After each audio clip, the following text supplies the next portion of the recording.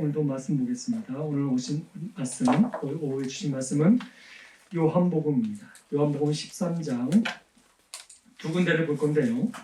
너무 많이 길어서 제가 이제 잘랐는데 요한복음 13장 21절, 22절 보시고 또한 요한복음 13장 34절, 35절 이렇게 보도록 하겠습니다.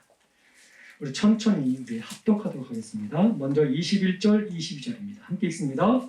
예수께서 이 말씀을 하시고 심령이 괴로워 증언하여 이르시되 내가 진실로 진실로 너희에게 이르노니 너희 중 하나가 나를 팔리라 하시니 제자들이 서로 보며 누구에게 대하여 말씀하시는지 의심하더라. 네, 또 우리 34절, 35절입니다. 함께 읽습니다. 새 계명을 너희에게 주노니 서로 사랑하라. 내가 너희를 사랑한 것 같이 너희도 서로 사랑하라. 너희가 서로 사랑하면 이로써 모든 사람이 너희가 네 제자인 줄 알리라. 아멘. 잠시 기도하고 말씀 나누겠습니다. 참 좋으신 아버지 하나님 감사합니다.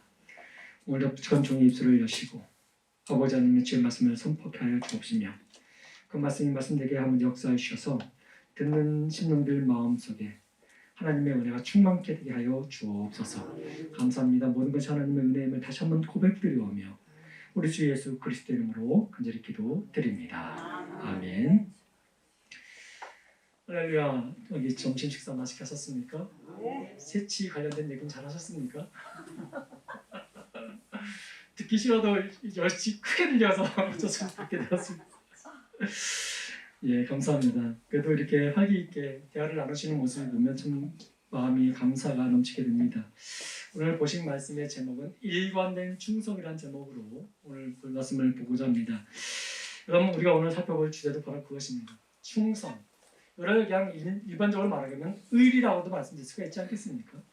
근데 여러분, 우리가 자신의 욕망과 자신의 그 유혹을 말미암아 스승을 배반하는 오늘 가룟 유다에 관련된 부분을 먼저 한번 살펴보고자 하는 것입니다. 이 시간을 통해서 혹시 우리 삶 가운데도 하나님을 향한 불이라든가 불충성한 모습들이 있는지 한번 살펴보는 시간도 갖기를 원하고요. 또한 예수님을 향해서 정말 의리 있는 삶이 어떻게 살아가는 것인지, 의리 있는 삶인지, 충성된 삶인지를 한번 살펴보고자 하는 것입니다. 그리고 주님께서 어떻게 그렇게 일관된 충성의 모습을 우리가 보이셨는지도 한번 살펴보면서 우리 오전과 같이 계속 이어서 우리 그리스도인들이 어떻게 삶을 살아가야 되는지를 한번 짚어보는 시간을 갖고자 원합니다. 먼저 여러분, 제가 이 질문부터 한번 던지면서 시작하겠습니다. 왜 가룟 유다는 예수님을 팔았을까요? 여러분, 이 질문에 대해서 여러분들 곰곰이 한번 생각해 본 적이 있으십니까? 우리가 가룟 유다가 예수님을 판 것은 알고 있습니다. 왜 팔았을까요? 예수님의 제자들은 이렇게 예수님을 따라 행하면서 맡은 역할들이 다 있었습니다. 근데 특별히 우리 가룟 유다는 어떤 역할을 맡았냐면 그 재정을 담당하는 역할을 감당했습니다.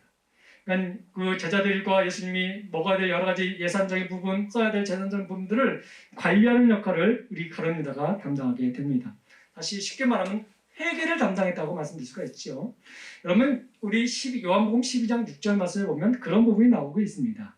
근데 이 제자들 중에 돈가방을 맡았던 이 역할을 담당했음에도 불구하고 이 사람이 종종 그 돈을 자기 마음대로 썼다는 것을 우리가 볼 수가 있습니다. 좀 이따 우리가 살펴볼 것인데요. 이 가룟 유다가 얼마나 물질적인 사람인지를 우리가 볼 수가 있습니다.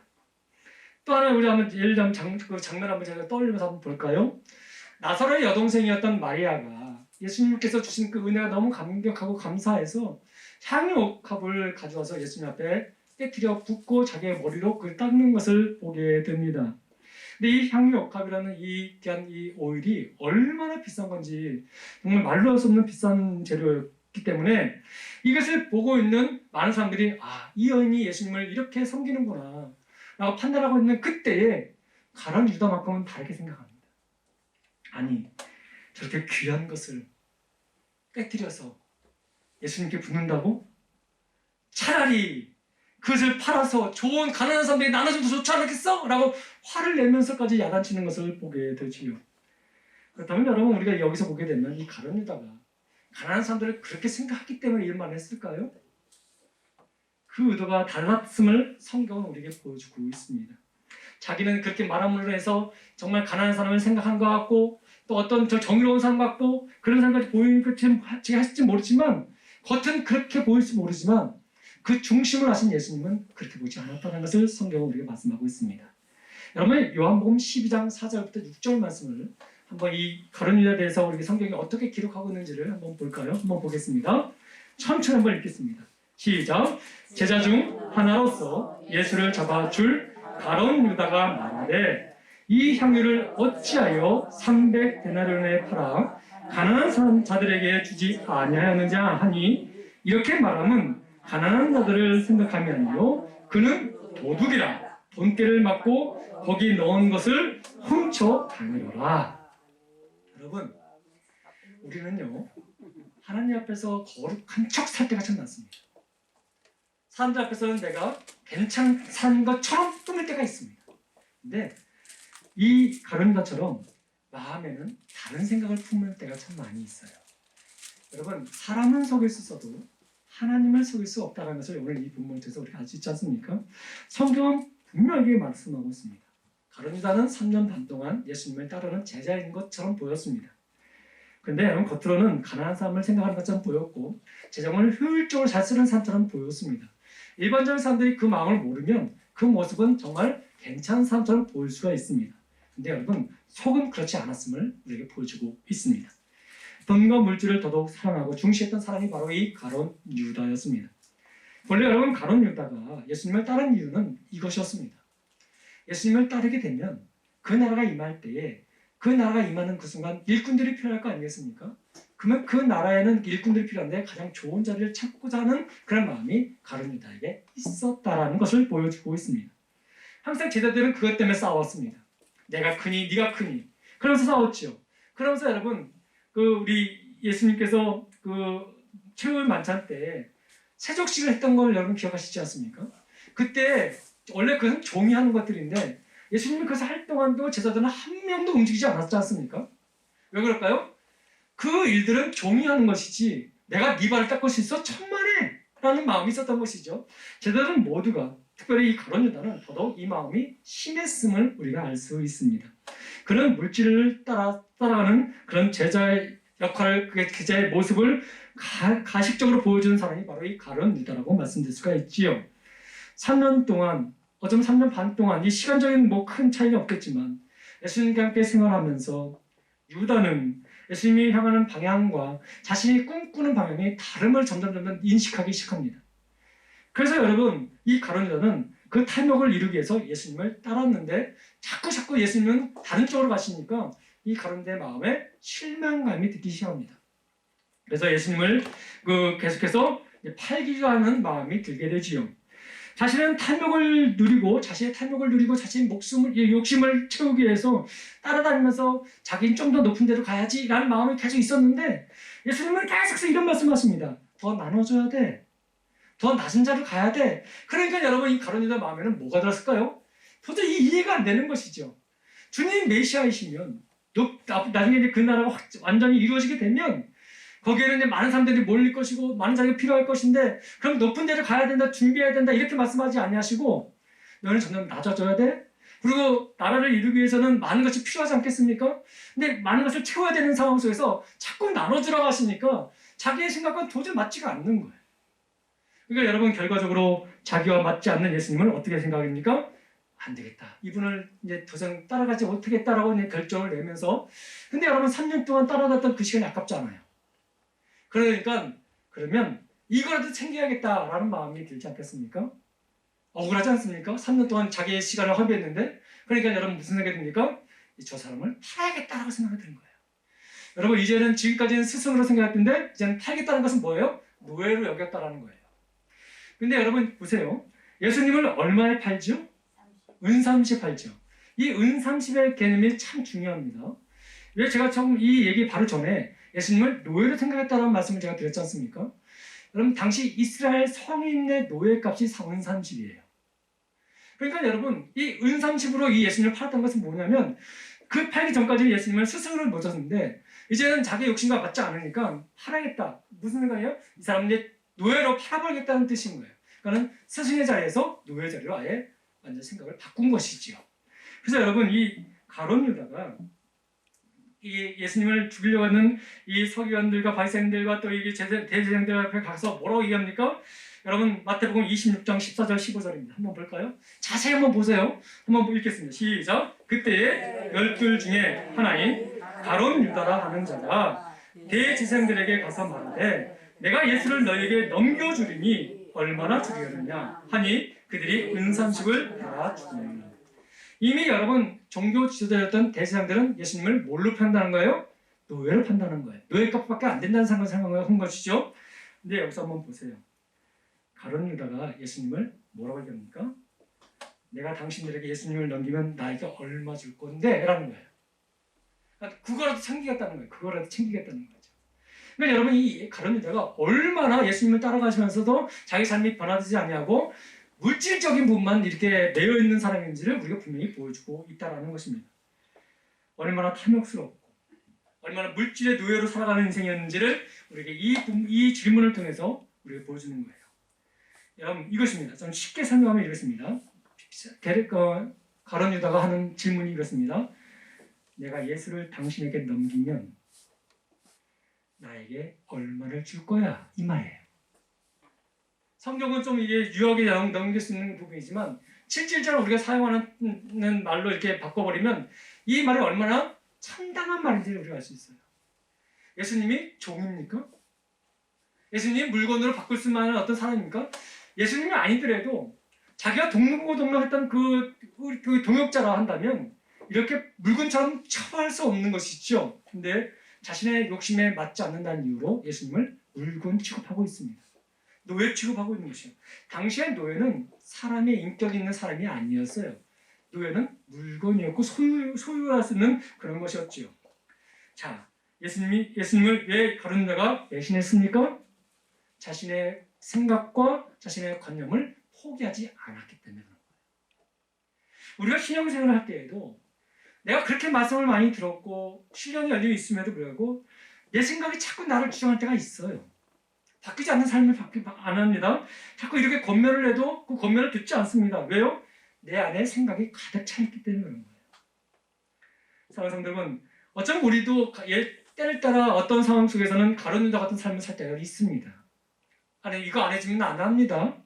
이거 안 챙겨주면 나 못합니다. 여러분 하나님께서는 때로는 나의 생각과 다르게 이끄실 때가 있지 않습니까? 오늘 오전에 말씀을 보게 되면 사도 바울과 실라가 아시아로 가가지고 복음을 증거하려고 계획도 짜고 있지 않습니까? 그게 뭐 잘못된 것입니까? 하나님의 복음을 증거하는 것이 어디든 좋지 않습니까? 근데 또 격려차 이렇게 같이 그 의도 여러 가지 했음에도 불구하고 하나님은 그들을 막지 않습니까? 하나님 때로는 당신의 영광을 위해서 때로는 그것을 막을 때가 있고 또 이루실 때도 있습니다. 근데 내 생각이 꼭 맞다고 보장할 수 없지 않습니까? 근데 그것을 포기하지 않는 거예요. 하나님 앞에서. 이 가룟 유다가 그런 삶이었습니다. 그러니까 이런 말씀을 보았고 이적을 베푸는 것을 보았음에도 불구하고 그 마음의 삶이 변하지 않는 거예요. 그래서 여러분 결과적으로 이 가룟 유다가 행한 결론이 뭐예요? 예수님을 노예처럼 팔아버리는 일을 감당하게 되는 것입니다. 여기서 우리가 중요한 부분이 포인트가 여기 있어요. 우리가 하나님의 뜻을 제대로 알지 못하면 내 뜻을 중심으로 해서 하나님을 나의 도구화시킬 때가 있다는 것입니다. 안타깝지만 우리 교회가 아니라 우리 한국 교회가 1000만을 자랑했던 교회 아니겠습니까? 때로는 1200만까지 자랑했던 우리 한국 교회였습니다. 근데 여러분 이 한국 교회가 여러 가지 시험을 만나면서 지금은 뭐 700인가 800 정도로 이렇게 숫자 떨어졌다고 합니다. 왜 그랬을까요? 그 사람 떨어졌다 나간 사람들이 다 하나님을 믿는다고 했던 사람 아니겠습니까? 왜 그랬을까요? 그 안에는 하나님을 떠난 이유가 다 자기 안에 있는 거예요. 그것을 내려놨다면 우리가 하나님의 뜻이 어떠하든지 간에 내 삶과 상관없다 할지라도 하나님을 따르는 그 인생으로 살았을 것입니다. 근데 여러분 가룟 유다는 예수님을 따라가는 삶보다는 자신의 물질과 탐욕의 길을 선택하며 나아갑니다. 세상이 주는 쾌락을 버리지 못한 채 세상의 즐거움을 주시는 것을 잊어버리지 못한 채 결과적으로는 예수님을 따라가는 길을 포기하는 인생이 되어지고 있다는 것입니다. 그렇다면 여러분 이 가룟 유다를 보면서 저 나쁜 놈이라고 얘기를 많이 하지만 그 가룟 유다의 자리에 내가 있다고 생각하면 어떨까요? 나는 한 번도 예수님 앞에 이런 부정적인 말을 한 적은 없습니까? 나는 한 번도 예수님을 배반한 적이 없나요? 나는 한 번도 하나님이 중심이 나의 삶의 중심이라고 고백하면서도 때로는 내 생각이 먼저 앞장설 때가 없었습니까? 여러분, 우리는 쉽게 남을 비방하고 정죄한 부분이 많이 있지만 그 삶이 나였다는 것을 말씀할 때는 우리는 놀랄 수가 있을 거예요. 여러분, 우리는 매 순간마다 상황에 따라서 우리의 충성과 의리가 바뀔 때가 있습니다. 근데 오늘 본문을 통해서 우리에게 주신 메시지는 이것입니다. 그럼에도 불구하고 하나님은 우리에게 일관된 충성을 요구하고 계신다라는 것을 말씀하고 있는 거예요. 우리가 그리스도인이 되어서 하나님 아버지의 그 아들이신 그 예수 그리스도를 따르고 산다고 해서 우리의 소원이 이루어진다고 말씀드릴 수가 없어요. 때는 우리의 소원이 꺾일 때도 있습니다. 그러나 그럼에도 불구하고 주님은 우리에게 일관된 충성을 요구하고 계신다는 거예요. 근데 우리는 그것을 알면서도 때로는 그것을 내려놓고 단 길로 갈 때가 있다는 것입니다. 가룟 유다처럼. 이것은 여러분 우선순위가 바뀐 거예요. 우리의 삶의 고백은 날마다 하나님이 우리의 제일입니다. 하나님 뜻대로 하십시오라고 고백하지만 삶을 돌아가게 보면 우선순위가 항상 나 중심적인 것일 때가 많이 있지요. 그러니까 맨날 우리는 시험 들었다고 말하고 내가 이렇게 기도했는데 이게 응답하지 않았다고 해서 하나님께 불평할 때가 있고 기도를 포기할 때가 있습니다. 내가 꿈꾼 것이 이것인데 이것과 맞지 않는다고 이것이 이루어지지 않고 다른 것이 자꾸 이루어지는 거 보니까 하나님을 원망할 때도 있었습니다. 이것이 여러분 가룟 유다의 모습이었다는 것입니다. 그래서 그 결과가 어떻게 나왔습니까? 예수님을 팔아버리는. 이걸 다른 말로 우리 적용하게 되면 예수님을 떠난 삶을 살아가는 그런 삶이 되었다는 것입니다. 심지어는 그것이 계속해서 진행되다 보면 신앙의 무용론까지 주장하면서 살 때가 참 많이 있다는 것입니다. 신앙 필요 없어라고 말 때가 있습니다. 여러분 혹시 내 삶 가운데 내가 꿈꾸고 있는 그런 가운데 있는 모든 것들이 때로는 당장 이루어지지 않는다고 해서 하나님을 원망하고 있지 않았습니까? 내가 현재 살고 있는 내 상황과 내 형편이 마음에 들지 않는다고 해서 하나님을 불평할 때가 없었습니까? 그래서 그 불평을 계속 끊임없이 내 속에서 되새김질하면서 하나님을 미워하고 또 하나님의 사람들을 원망할 때가 있지 않았습니까? 여러분 그러면서 날마다 하나님은 돌아오라고 말씀하심에도 불구하고 그 말씀을 듣지 아니하고 이제는 신앙의 무용론까지 신앙 필요 없다고 말하면서까지 교회를 떠난 적은 없었습니까? 여러분 그 모습이 다 가룟 유다의 모습이었다는 거예요. 처음에는 예수님을 따랐습니다. 예수님이 행하는 일들에 자기의 도움이 될 거라는 생각으로 따랐습니다. 근데 자기 생각과 맞지 않는다는 이유로 예수님을 버리고 하나님을 버리면서 자기 길로 가는 모습을 우리는 종종 보게 됩니다. 안타깝지만 오늘 우리 모습 속에 이런 모습들이 보여질 때가 있다는 것입니다. 그럼에도 불구하고 주님은 우리에게 말씀하십니다. 내가 너를 떠나지 않냐고. 내가 너를 끝까지 함께하고 있으니 너는 나에게 함께할 수 있기를 소망한다고 말씀하고 있지 않습니까? 그렇기 때문에 여러분 하나님께서는 우리에게 일관적으로 우리에게 충성된 삶을 요구하고 계십니다. 의리 있는 삶을 요구하고 계시다고 말씀드릴 수가 있습니다. 그렇기 때문에 여러분 우리는 어떤 믿음을 삶을 살아가야 됩니까? 그리 아니하실지라도의 믿음으로 살아가는 것을 말씀을 드리고 싶은 거예요. 여러분 우리에게도 꿈이 있지 않습니까? 우리에게도 보여지는 것이 있지 않습니까? 믿지 않는 내 친구가 정말 어떤 벼락부자 갑자기 돼가지고 좋은 아파트, 좋은 차, 좋은 먹거리를 먹고 좋은 옷을 입고 보면 마음에 배가 아프지 않습니까? 저만 그런가요? 여러분들은 괜찮습니까? 저도 사실 제 친구가 잘 되면 사실 축하는 하지만 솔직히 저도 배가 아플 때가 있어요. 나도 좀만 주시지 이럴 때가 있어요. 근데 여러분 내가 안 될 때도 있다라는 거예요. 그러면 내가 내 마음대로 내 계획대로 안 되면 원망하면 되는 건가요? 그러면 하나님이 안 계시는 건가요? 근데 그래서 하나님께서는 네가 되든 안 되든 간에 우리에게 이 믿음을 요구하시는 거예요. 그리 아니할지라도. 근데 여러분 바울이 그것을 깨닫고 난 다음에 결과를 보니까 그 모든 걸 하나님이 이루셨다는 것을 알게 된 거죠. 그래서 뭐라고 얘기했습니까? 우리 오전에도 로마서에 모든 것이 협력하여 선을 이루신다. 이것을 고백하고 있는 거죠. 사랑하는 성도 여러분, 우리가 일관되게 주님을 바라고 살아가는 인생이 된다면 지금은 당장 내가 꿈꾸는 것이 아닌 것 같이 보이고 또 내가 꿈꿔야 될 것이 내 마음에 맞지 않는다 할지라도 포기할 수 없는 거예요. 왜냐하면 그것을 다 이루신 하나님이 우리가 함께 계시기 때문에 그렇습니다. 근데 안타깝게도 많은 사람들이 시간이 지날수록 이 믿음의 장애물 속에서 흔들리고 시험 들 때가 참 많이 있습니다. 아무리 열심히 기도했는데도 안 들어주시더라. 내 병이 낫기는 그냥 다 악화되더라. 열심히 주님만 믿고 헌신했는데 오히려 상황이 더 안 좋아져서 저희 사업도 어렵게 되었더라. 이런 여러 가지 이유를 들어서 하나님이 안 하는 대신에 아니심을 고백하고 갈 때가 많이 있다는 것입니다. 근데 여러분, 주님은 이렇게 말씀하십니다. 그래도 하나님은 모든 것을 협력하여 선을 이루신 분이야. 이것을 우리가 지금 강조하고 있는 거지요. 내가 지금 이해가 되지 않는다 할지라도, 내가 지금 바라보는 현실이 그런 것이 아닌다 할지라도 하나님은 언제나 우리에게 좋은 것을 주시는 분 아니십니까? 언제나 우리에게 많은 것을 주시고자 원하시는 분 아니십니까? 그렇다면 기다릴 줄 알아야지요. 지금 이 순간에 내가 내 뜻과 맞지 않는다고 해서 하나님은 못 마옵니다 라고 떠나는 인생이 아니라 그리 아니하실지라도 언제나 하나님은 좋은 것을 이루시는 분이시기에 인내하고 기다리고 나간다면 하나님 그 뜻을 이루셔서 나에게 좋은 것을 주시는 분이심을 제가 믿습니다. 그런 고백을 살아갈 때에 우리는 승리의 삶을 살게 되는 것이지요. 그러니까 여러분, 하나님을 신뢰하시면 되는 것입니다. 하나님을 신뢰하지 못하면 계속 의심적인 부분이 생기게 되는 것이지. 의심하게 되면 결과적으로 어떤 일이 벌어집니까? 나에게 마이너스적인 역할이 계속 우리에게 다가올 수밖에 없는 것입니다. 우리 주님만 한번 보십시오. 우리 주님은 정말 하나님이시면서도 끝까지 하나님, 그 성부 하나님을 그 말씀에 순종하면서 이곳에 오시지 않으셨습니까? 얼마나 예수님 입장에서 보게 되면 우리는 우리 입장에서 주님을 바라보면 그것이 은혜요 영광이라고 말하지만 우리 관점을 바꿔보자고요. 하나님 입장에서 우리 그 상황을 보면 얼마나 굴욕적이시겠습니까? 그렇지 않습니까? 창조주께서 피조물 가운데 오셨는데 그 피조물에게 대우도 못 받으시고 오히려 모욕과 천대를 받으시면서 그 모든 것을 다 담당하시는 그 예수님의 그 심정은 오죽했겠습니까? 그럼에도 불구하고 일관된 충성을 보이신 예수님의 모습을 보이지 않습니까?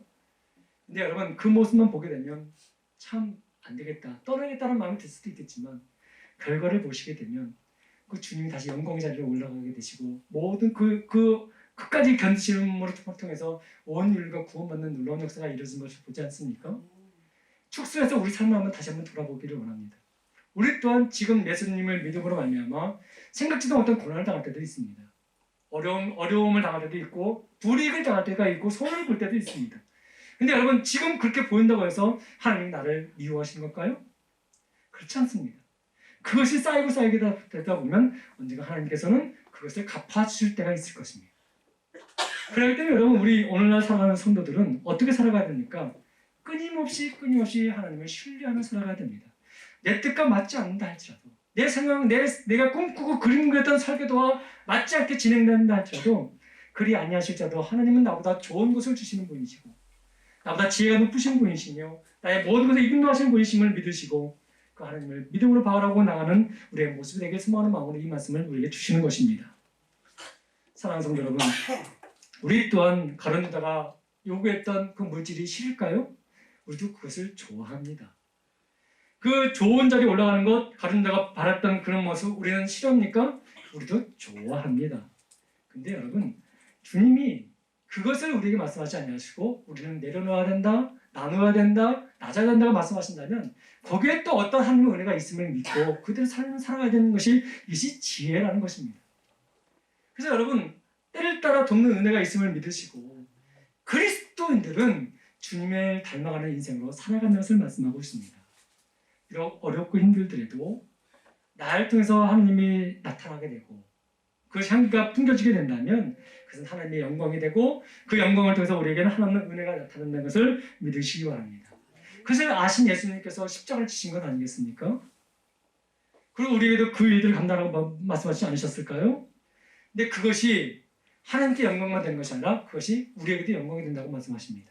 여러분, 요한복음 13장 31절 32절 오늘 읽은 본문은 아니지만 그 본문 한번 읽겠습니다. 요한복음 13장 31절 32절입니다. 함께 읽습니다. 그가 나간 후에 예수께서 이르시되 지금 인자가 영광을 받았고 하나님도 인자로 말미암아 영광을 받으셨도다. 만일 하나님이 그로 말미암아 영광을 받으셨으면 하나님도 자기로 말미암아 그에게 영광을 주시리니 곧 주시리라. 뭡니까? 내가 이렇게 하나님께 영광을 돌리니까 하나님도 영광을 받으셨고 그 영광이 나의 영광도 되더라 라는 것을 말씀하십니다. 이 말씀은 여러분, 그리스도인들에게 주시는 의미가 굉장히 큰 것입니다. 비록 우리가 힘들고 어렵고 억울한 일을 당한다 할지라도 그 가운데 하나님의 영광을 나타내게 된다면 그 영광을 하나님이 영광을 받으신다는 것입니다. 그리고 그 영광이 우리에게도 영광이 된다고 말씀하시는 거예요. 지금 예수님이 바로 그 말씀을 하시는 것입니다. 그래서 여러분, 예수님은 끊임없이 고난과 어려움과 억울한 일을 당함에도 불구하고 그 길을 멈추지 아니하시고 고난의 길, 심지어 죽음의 길까지 가시면서 우리를 위하여 십자가를 지신 것이죠. 근데 여러분 보십시오. 우리가 그 십자가가 고난의 십자가라고만 말합니까? 우리는 여러분 그 십자가를 영광의 십자가라고 말합니다. 여러분, 하나님의 뜻을 위해 살아갔던 일관된 충성을 보였던 예수님의 그 모습은 사람들이 보면 참 억울한 죽음을 당했다라고 말하기도 하고 저주의 죽음을 당했다고 말하지만 우리에게는 그것이 영광임을 알기에 우리는 그 십자가를 바라보면서 하나님의 영광을 찬양하는 거 아니겠습니까?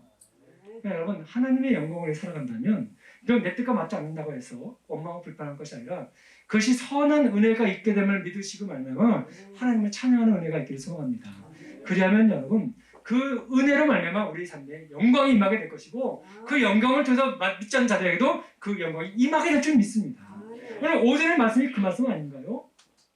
비록 여러분 어둠 속에 갇혀있던 바울과 실라였지만 그가 끝까지 주님을 신뢰하고 나갈 때에 그 영광으로 말미암아 자신들을 옥죄었고 자신들을 고문했던 그 간수를 구원의 바늘을 올려놓는 은혜가 있지 않았습니까? 여러분, 하나님께 충성하게 되면 일관적으로 주님만 바라보게 되면 그 삶이 고통이든 그 삶이 고난 속이다 할지라도 하나님의 영광을 보게 될 줄 믿습니다. 이 말씀이 오늘 주시는 우리의 포인트라고 말씀드릴 수가 있습니다. 그러면서 여러분, 그러면 우리는 어떻게 살아야 됩니까? 라고 질문할 수 있지 않습니까? 근데 오늘 이 본문과 이어지는 말씀이 이 세계명이라는 말씀과 이어지게 됩니다. 그러면 여러분, 오늘 이 본문을 통해서 왜 이 말씀과 이어질까요? 하나님의 영광을 위해 사는 것이 우리는 뭐 많이 드려지고 많이 헌신하고 하는 경우가 될 줄 알았는데 주님은 이 가룟 유다의 사건을 보여주면서 어떤 것과 연결시키시냐면 사랑으로 연결시키고 있음을 보게 됩니다. 그러면서 여러분, 사랑이라는 연결을 시켜주시면서 그 사랑이라는 개념이 새 계명이라고 말씀하고 있습니다. 근데 여러분 자세히 보세요. 너희가 서로 사랑하라는 이 말이 새로운 계명이었습니까? 아니에요, 여러분. 구약에도 이 말씀을 하신 적이 너무도 많아요. 예를 하나 드려드릴게요. 레위기 19장 18절에 보게 되면 이 말씀이 있어요. 우리 여기 화면에 안 띄워줄 거예요. 제가 읽어드리려고 하는 것입니다. 원수를 갚지 말며 동포를 원망하지 말며 내 이웃 사랑하기를 내 자신과 같이 사랑하라. 나는 여호와니라. 이렇게 말씀하셨어요. 그러니까 여러분, 하나님은 구약에서도 사랑하라, 이웃 사랑하라는 말씀을 하셨어요. 근데 오늘 예수님은 다시 말씀하세요. 오늘 34절, 35절에 뭐라고 말합니까? 새 계명을 너에게 주노니 서로 사랑하라. 여러분, 이미 구약에도 말씀하신 이 사랑을 왜 새 계명이라고 말씀하셨을까요? 그리고 요한복음에는 이 새 계명, 새롭다 이 말을 유일하게 쓴 부분이 바로 여기에요. 근데 여러분, 무엇이 새롭다는 것이에요? 여기에 이것이 새로운 것이에요. 뭐냐면 내가 너희를 사랑한 것 같이. 여러분, 구약에는 서로 사랑하라는 말씀하셨는데, 근데 오늘 본문에 이것이 왜 새로운 것이냐면 내가 너희를 사랑했다라는 것을 포함시켜 주셨어요. 그래서 여러분, 이것이 새로운 것이에요. 내가 너를 사랑했으니까 너희도 서로 사랑해야 된다는 것이 새로운 개념이라는 것입니다. 구약에서는 그냥 사랑해 이것이었지만, 그리고 여러분, 하나님이 나를 사랑하신지 아닌지 모르는 상황이었지 않습니까? 근데 이제 내가 너희를 사랑한 것을 보여줬다. 그러니까 그 사랑한 것처럼 너희도 사랑해야 된다. 이것이 새로운 개념이라고 말씀하고 계신 것입니다. 이렇게 할 때 어떻게 한다고요? 여러분, 우리 35절 말씀 한번 읽겠습니다. 너희가 서로 사랑하면 이로써 모든 사람이 너희가 내 제자인 줄 알리라. 이 말은 무슨 말입니까? 내가 하나님께 영광을 돌리지 않았니? 그러면 내가 영광을 돌리는 그 제자는 그 고대로 행하게 되면 하나님께 영광을 돌리지 않겠니? 근데 예수님께서 뭐라고 말씀하십니까? 너희가 서로 사랑하면 너희가 내 제자인 줄 알리라는 말씀을 하고 계신 거예요. 그러니까 너희가 서로 사랑하게 되면 그 사랑이 하나님께 영광이 되어지고 영광이 너희 영광이 될 거라는 것을 말씀하고 계시는 거예요. 여러분, 그렇기 때문에 여러분, 우리가 하나님께 영광을 위해서 어떻게 살까? 많은 생각을 할 수 있지 않겠습니까? 더 좋은 거 드려야 되고 더 풍성한 거 드려야 되고 더 화려한 거 드려야 된다 생각이 우리가 꽉 차 있지 않습니까? 근데 하나님께 드리는 영광은 이것이라고 말씀하십니다. 서로 사랑하라. 하나님을 사랑하고 내가 이웃을 사랑하게 되면 그 영광이 하나님의 영광이 되고 그 영광이 다시 너희의 영광이 된다는 것을 말씀하고 있는 것이죠. 그렇다면 여러분, 예수님의 사랑은 우리에게 어떤 사랑을 우리에게 비춰졌습니까? 조건 있는 사랑이 아니라 무조건적인 사랑, 아가페 사랑을 우리가 보여주고 있지 않습니까? 그래서 여러분, 성경을 보게 되면 우리가 4번이나 정말 사랑받지 못한 사람들을 하나님 예수님이 사랑하시는 모습을 보여주고 있는데요. 여러분, 우물가에 있는 사마리아 여인을 예수님이 사랑하셨습니다. 사마리아 여인이 사랑의 대상인가요? 대상이 되지 않지요. 사람들의 입장에서는 그렇습니다. 남편 5명을 거기 다 지나가고 또 6번째 남자가 살아가는 이 여인, 도대체 사랑이라는 단어가 어울리지 않는 이 여인에게 예수님은 그에게 사랑을 베풀어 주셨습니다. 조건 없는 사랑을 베풀어 주셨습니다. 자신이 가진 권력을 이용해서 남의 것을 빼앗는 이 삭개오를 주님은 여전히 사랑하셨습니다. 또 여러분, 예수님을 3번 분에 뜯고 예수님을 모른다고 저주까지 했던 그 베드로를 예수님은 조건 없이 그를 다시 사랑하셨습니다. 심지어는 가늠한 여인조차 그 예수님은 아무 조건 없이 그를 사랑하셨습니다. 예수님의 사랑은 조건 없는 사랑입니다. 만약에 예수님의 사랑에 조건이 있다면 우리가 사랑받을 자격이 없지요. 우리 또한 이 가운데 우리가 속해 있을 수밖에 없는 사람이기 때문에 그렇습니다. 그렇기 때문에 여러분, 예수님께서 말씀하시는 이 사랑, 그 사랑이 하나님께 영광이 된다는 그 사랑은 무엇이냐면 조건을 따지지 말고 사랑하라는 거예요. 내가 맞는 사람, 나를 사랑하기 때문에 사랑하는 사랑은 의미 없다는 것입니다. 그는 죄인들도 한다고 말씀하셨습니다. 나를 사랑하지 않는 원수라도 너희가 조건 없이 사랑할 때에, 예수의 이름으로 사랑할 때에 그 사랑이 하나님의 영광이 되어지고 그 영광은 나의 영광이 된다는 것을 말씀하고 있는 것이지요. 그리고 여러분, 2번째로 예수님의 사랑은 구체적이었다는 것입니다. 하나님의 사랑이 너희에게 구체적으로 나타난 것처럼 너희도 그렇게 구체적으로 하나님께 나타나게 된다면 하나님의 그 영광을 받으시고 그 영광은 오히려 우리에게 나타난다는 것을 말씀하고 있는 것입니다. 예수님께서 우리에게 명령하신 사랑은 결코 그냥 입술만 하신 말씀이 아니라 실질적으로 당신이 친히 하셨던 사람들을 우리에게 보여주셨습니다. 아까 제가 예화를 잠깐 드렸지만 예수님께서 우리에게 발을 닦아주시는 그 사건도 예수님이 친히 굽으셨고 또 대야에 물을 따라오셨고 그 더러운 발을 지키지 않으셨습니까? 그리고 닦아주지 않으셨습니까? 그렇게 실질적으로 구체적으로 그 일들을 행하셨다는 것입니다. 여러분, 하실 수 있을 때 하시기 바랍니다. 할 수 없다고 해서 못하는 것이 아니라 하실 수 있을 때 하시고 하실 수 없다고 생각하는 그때에도 하실 수 있는 은혜가 있기를 소망합니다. 하나님은 그 일들을 감당할 수 있는 힘을 우리에게 주셨습니다.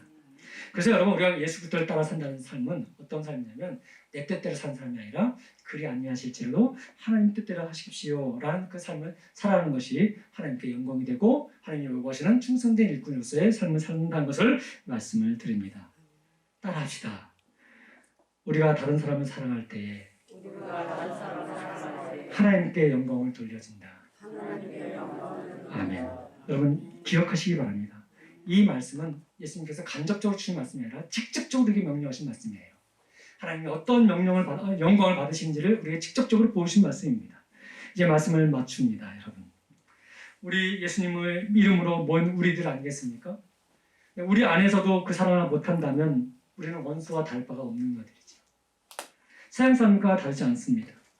우리는 서로 덮어줘야 되고 서로 용서해야 되고 서로 감싸줘야 되고 서로 사랑해야 합니다. 이것이 주님이 우리에게 직접적으로 우리에게 주신 명령이었습니다. 결코 쉽지 않지요. 이게 쉬운 것 같이 보이지만 결코 쉽지가 않습니다.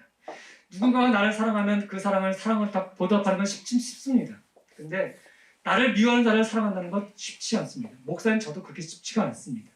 근데 그것이 주님의 명령이기에 그것을 감당해야 하는 것입니다. 그때 여러분, 우리 마음속에 우리가 어떻게 생각해야 됩니까? 오전에 바울처럼 주님을 생각하면서 구할 때에 그것을 감당할 수 있는 힘을 우리에게 주시는 것이지요.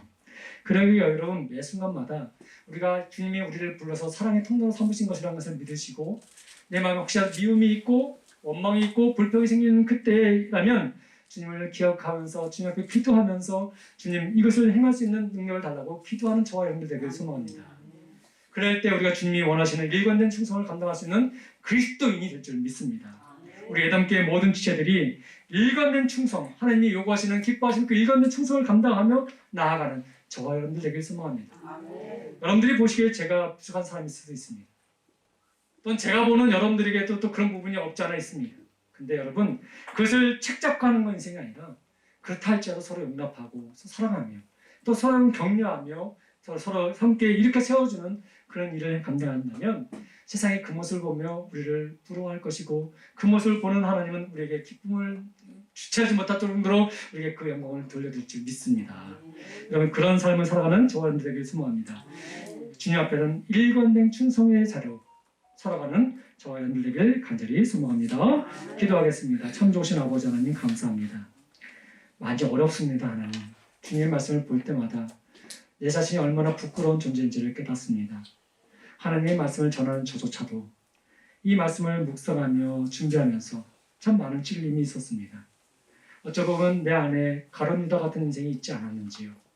남의 것을 탐하고 싶고 남들보다 더 좋은 것을 갖고 싶었던 욕심이 내 안에 없었다고 아버지는 거짓으로 고백할 수가 없사오니 하나님여 우리를 다시 정결케 하시고 순결케 하시며 하나님 그러하실지라도 또 내 생각이 그리 아니하였다 한다 할지라도 하나님만 바라고 나가는 우리의 모습이 되게 하여 주옵소서. 그러니까 우리 예담교회가 그렇게 사랑하며 그렇게 섬기며 그렇게 따라가는 예수의 제자들이 되게 하여 주옵시고 그런 말면 하나님이 기뻐하시는 공동체 기뻐하는 성도 하나님이 기뻐 즐겨하는 찾는 그런 우리 신앙들이 다 되게 하여 주옵소서. 모든 것이 하나님의 은혜임을 다시 한번 고백드리오며 우리 주 예수 그리스도 이름으로 간절히 기도드립니다. 아멘.